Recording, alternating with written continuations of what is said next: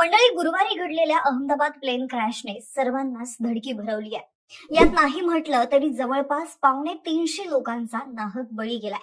त्यांची मन हेलवणारी कित्येक दृश्य अजूनही डोळ्यासमोरून जात नाहीयेत। त्यात कोणी आई, वडील, भाऊ, बहीण, नवरा, मुलगा अशी न जाणे अनेकांनी कित्येक नाती गमावलेली आहेत। त्यावेळी त्यांचा जो आक्रोश झाला त्याचा आवाज आत्ताही कानात घुमतोय, जो ऐकून अशी वेळ कोणाच्याही वाट्याला येऊ नको दे रे बाबा अशी आर्त हाक अनेकांच्या हृदयातून येते। आता ज्यामुळे हे सगळं घडलंय ते प्लेन क्रॅश कसं झालं? इंजिन मध्ये काही बिघाड झाला होता का? चाकं वर गेली नव्हती? फ्लॅप्स सरळ रेषेत का होते? बोईंगचं सॉफ्टवेअरच फॉल्टी आहे का? पक्षी आडवे गेले होते का? अशा वेगवेगळ्या चर्चा सध्या तरी सुरू झाल्यात। या चर्चांमधून आता त्या अपघाताची कारणं शोधली जात आहेत, पण खरंच त्या सगळ्या प्रश्नांची उत्तरं मिळतील का याची अजूनही खात्री नाहीये। ज्या पद्धतीने अहमदाबाद इथे विमानाने टेक ऑफ केल्यानंतर अवघ्या काही सेकंदातच पेट घेतलाय, अगदी तशीच किंवा त्यापेक्षाही खतरनाक घटना याआधी छत्रपती संभाजीनगरच्या लोकांनी अनुभवली आहे। 26 एप्रिल 1993चा तो दिवस होता, ज्या दिवशी विमान उडाल्या उडाल्या उंची न गाठता कसं क्रॅश होतं याचा धडकी भरवणारा अनुभव छत्रपती संभाजीनगरच्या लोकांनी उघड्या डोळ्यांनी घेतलाय। तो एक असा अनुभव होता जेव्हा पायलटच्या एका चुकीमुळे विमान थेट ट्रकला धडकलं आणि शेवटी त्या विमानाचे 3 तुकडे होऊन 55 प्रवाशांचा मृत्यू झाला होता।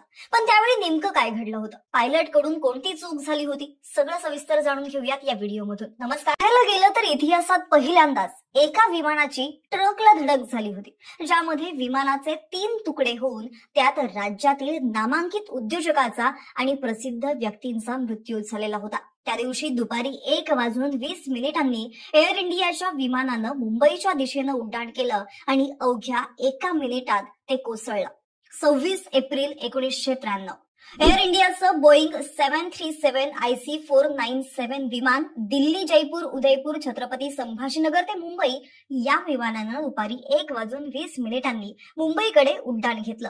विमानतळाची धावपट्टी तशी लहान, त्यात जवळूनच बीड महामार्गाकडे जाण्यासाठी एक रस्ता, त्यामुळे त्या रस्त्यावरून वाहनांची भरपूर वर्दळ असायची।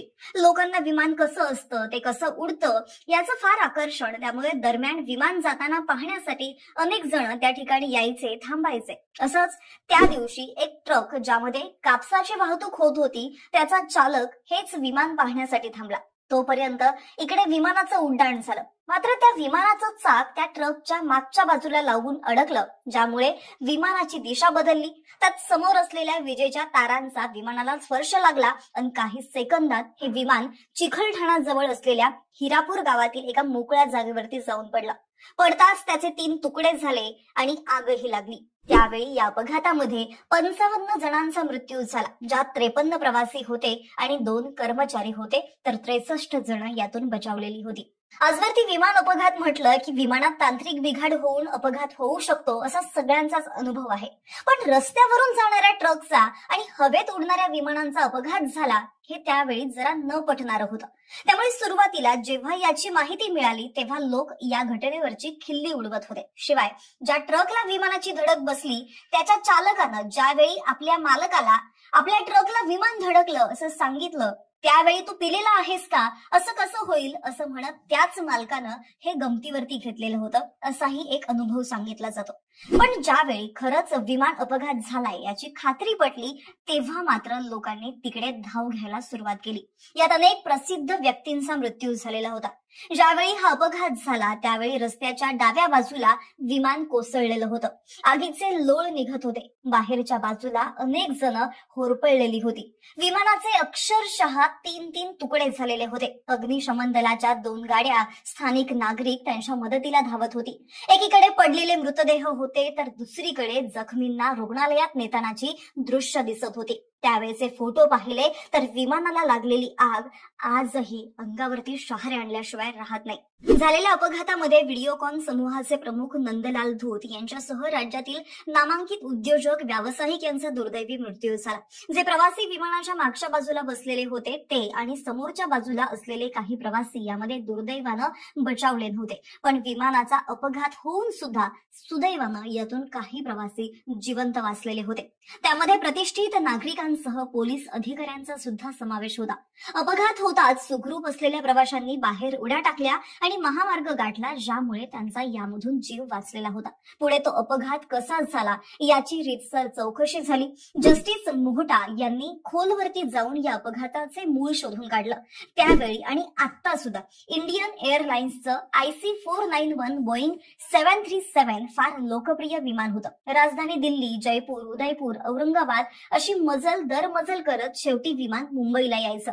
दिल्ली ते मुंबई व्हाया 3 पर्यटक शहरं असा मार्ग असल्यानं ते नेहमीच भरलेलं असायचं. त्या काळात विमानतळ लहान, प्रवासी ओळखीचे आणि नियम फार कडक नाही असं काहीसं वातावरण असायचं. त्यात क्षमतेपेक्षा जास्त प्रवासी सामान ही नेहमीचीच बाब होती. त्या विमानातही नियमांपेक्षा 700 किलो ते 1 टन सामान जास्त होतं असा निष्कर्ष जस्टिस मोहटा यांनी काढला. त्याला इंडियन एअरलाइन्सने अनेक आक्षेप घेतले. जेव्हा जस्टिस मोहटा यांनी सामानाची लिस्ट सादर करा असं सांगितलं, तेव्हा मात्र त्या संदर्भातली सगळी कागदपत्र अचानक गायब झाली. पुढे असं असलं तरी सुद्धा अपघाताचं कारण हे नाही हे लक्षात आलं.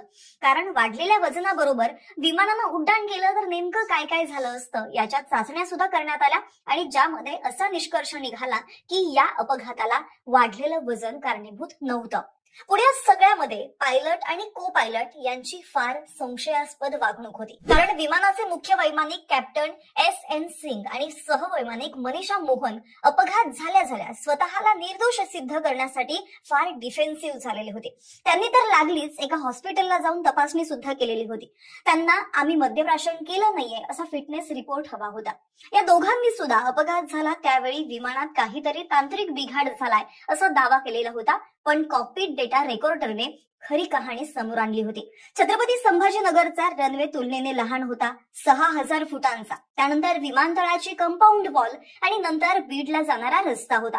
विमान मुंबईच्या दिशेनं निघालं तसं दोघांच्याही लक्षात आलं की विमानात वजनाचा इश्यू आहे. त्यामुळे विमानाला लिफ्ट मिळण्यासाठी त्रास होऊ शकतो याचं रेकॉर्डिंग सुद्धा होतं.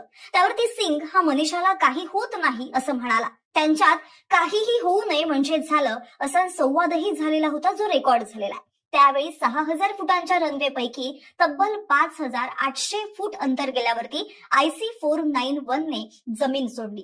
खरं तर उड्डाण करण्याची सूचना मिळून 7 सेकंद झाले होते तरी सुद्धा कॅप्टन सिंगने रनवे सोडलेला नव्हता. पुढे हा वेळ वाया का घालवला याचं उत्तर मात्र सिंग यांच्याकडे नव्हतं आणि कदाचित वजन जास्त असल्यानं जास्तीत जास्त रनवे वापरून लिफ्ट मिळवण्याचा त्यांचा प्रयत्न होता असं म्हटलं जातं. पुढे रनवे सोडायला उशीर झाल्याचं दोघांच्याही लक्षात आलं आणि मनीषाने कंट्रोल हातात घेऊन मदत मागण्याचा प्रयत्न केला. पण सिंग यांनी तिला ती मदत मागू दिली नाही हे रेकॉर्डिंग वरून लक्षात आलेलं आहे. ज्यामुळे जस्टिस मोहटा यांनी या अपघाताला वैमानिक आणि सहवैमानिक यांचा निव्वळ निष्काळजीपणा कारणीभूत ठरला असा निष्कर्ष काढलेला आहे आणि त्यावरून त्यांना नोकरीवरून सुद्धा काढण्यात आलेलं होतं. तर मनीषा यांना निलंबित करण्यात आलेलं होतं. त्यावेळी सिंग यांचा अति आत्मविश्वास नडला. उशिरापर्यंत विमान न उडाल्यामुळे त्याने उंचीच गाठली नाही आणि कंपाऊंडला लागून असलेल्या रस्त्यावरच्या ट्रकला विमानाची डावी बाजू धडकली. त्यात ट्रक चालकाचं नशीब बलवत्तर म्हणून तो सही सलामत त्यातून वाचला. नंतर तो पोलीस स्टेशनला गेला. त्याने मालकाला फोन लावला आणि ट्रक विमानाला धडकलाय असं सांगितलं. असं म्हणतात की त्याच्या मालकाने तू इतका उडायला लागला आहेस का, काही दारू प्यायला आहेस का असं बोलत वाद घातला. शेवटी पोलिसांनी सांगितल्यावरती त्या मालकाचा विश्वास बसला. ज्यावेळी ते विमान ट्रकला धडकलं त्यावेळी विमान पुढे 2 ते 2.5 किलोमीटर भरकटलेलं होतं. विमान फार उंचीवरती गेलंच नव्हतं. त्यात रस्त्यावरती विजेच्या तारांचं काम चालू होतं. नशिबाने त्यामध्ये प्रवाह सोडलेला नव्हता. पुढे त्याच तारांमध्ये विमान अडकलं आणि कोसळलं. ते जिथे कोसळलं तिथे बाभळीची झाडं होती. अनेक जण त्यामध्ये अडकली. काहींनी उड्या मारून स्वतःचा जीव वाचवला. यात माजी आमदार रामप्रसाद बोर्डीकर आणि तत्कालीन नगराध्यक्ष वसंतराव शिंदे यांचाही समावेश होता. बोर्डीकर तेव्हा कृषी उत्पन्न बाजार समितीचे मुंबईचे सभापती होते. याशिवाय गेले त्यातले बहुतेक छत्रपती संभाजीनगरचे होते. कारण विमान संभाजीनगरला पोहोचलं तेव्हा तिथून 50च्या वरती लोक विमानात चढलेली होती. त्याकाळी सीट नंबर फार काटेकोरपणे नसल्याने मागच्या बाजूला सगळ्यांची बसायची व्यवस्था होती आणि क्रॅशमध्ये विमान उलट झालं. मागची बाजू खाली आली आणि पेटली. त्यामुळे पुढच्या बाजूचे लोक व्यवस्थित इमर्जन्सी एक्झिट मधून बाहेर पडू शकले. यात मागच्या भागामध्ये बसलेले आणि तरीही वाचलेले एक जण म्हणजे गरवारे कंपनीचे अनिल भालेराव यांचा सीट बेल्ट निघाला, ज्यामुळे ते यातून वाचू शकले. नुकताच घडलेला अहमदाबाद विमान अपघात, त्यानंतर आता या अपघाताच्या आठवणी ताज्या झाल्या. हा अपघात आजही छत्रपती संभाजीनगरचे लोक विसरू शकले नाहीयेत. सध्याही विमानतळ मोठं झालंय. अपघातानंतर मोठा काळ गेला. आता नियम अतिशय काटेकोरपणे पाळले जातात. बऱ्याच गोष्टी या स्वयंचलित आहेत. सेफ्टी आणि सिक्युरिटी अतिशय वरच्या स्तराची आहे. त्यामुळे आता तशी परिस्थिती राहिलेली नाहीये. पण अहमदाबादच्या या विमान अपघातामुळे छत्रपती संभाजीनगरच्या लोकांना पुन्हा एकदा ते सारं काही दिसलं असणार एवढं मात्र नक्की आहे. त्यामुळे त्यावेळी सगळं काही सहन करण्याची ताकद जशी त्यांना मिळालेली होती, अगदी तशीच ताकद अहमदाबादच्या विमान अपघातामध्ये मरण पावलेल्या प्रवासी, हॉस्टेलमधले डॉक्टर्स, पायलट, क्रू मेंबर्स या सगळ्यांच्याच घरच्यांना मिळो हीच सदिच्छा. बाकी यावरती तुमचं काय मत आहे आम्हाला कमेंट करून नक्की सांगा.